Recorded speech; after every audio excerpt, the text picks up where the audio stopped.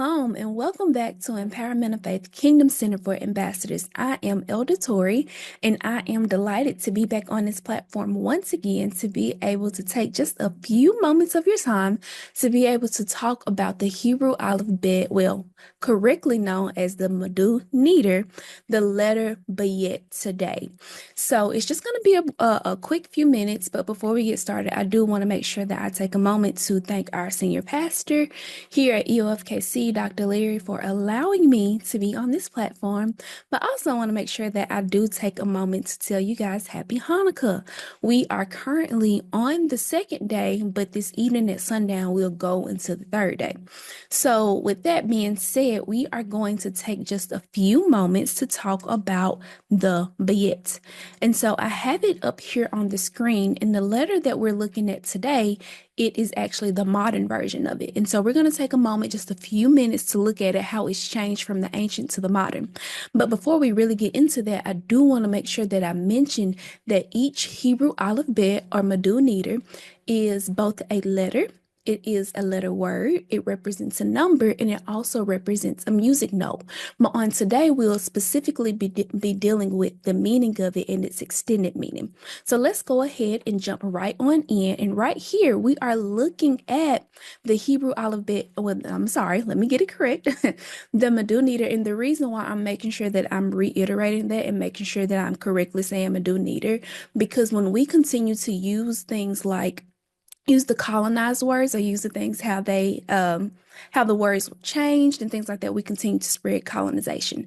And so it's very important that we make sure that we go back to the original. So yes, it is the Madu Neter. So I want to take a moment and just look at this. And so like I said, we're specifically talking about the Bayet. And so this right here is the modern version of it. And so I want you guys to take a brief moment to look and see how it's changed over time. Now, if we look at the early Hebrew right here, it's like a blueprint. The pictorial graph right here is showing us that it's symbolic of a blueprint. Now, that's very important that we do take the time to look at the original, the early Hebrew, because really that picture is going to invoke your memory and help you remember. It's going to jog your memory and help you remember what the word actually means, versus Hebrew letter word actually means, versus if we just look at the modern, we may miss the original intent. So yes, learn the modern, but also make sure that we look at the original as well, because it's going to give us more insight about the pictograph.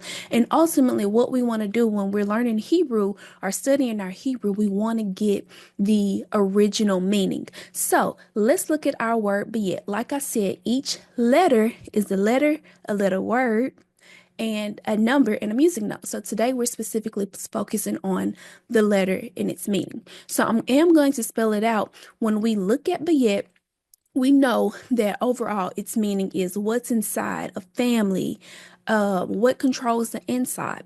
But when we break that word down, it's spelled Bayet, you Tav. So Bayet is what's inside the family, and what's inside the person's heart. The Yud is power, ability, works, and creative ability. And that's referring to the Father. And then you have Tav. It's a cross. Its meaning is cross. A mark, a covenant identity, and a sign.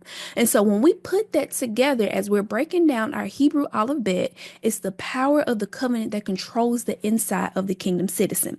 So how does that relate to Hanukkah? Well, honestly, that has everything to do with Hanukkah, because if we look at Hanukkah in the Hebrew, it actually means to dedicate. So during this 8-day period, we're making sure that we're taking extra time. I mean, don't get me wrong, you can always make sure that you dedicate yourself to the Father, but we're taking extra time to dedicate ourselves, look at our lives, and see what we need to change. And that's really important, because the Bayet, as I just said, let me pull that right back up. One of the meanings of it is to show what's on the inside of us. Right here, the power of the right here. What what's inside the person's heart. So that has everything to do with Hanukkah. As we go through this process, as we celebrate and we're in this feast of dedication, it really is a time to self-reflect. See what's on the inside of you. So the word tells us right here, for as a man thinks in his heart, so is he. So the things that we think about, the thoughts that we have, it comes out in our lifestyle. One example that I like to use, that if you think about eating healthy, then you're going to eat healthy.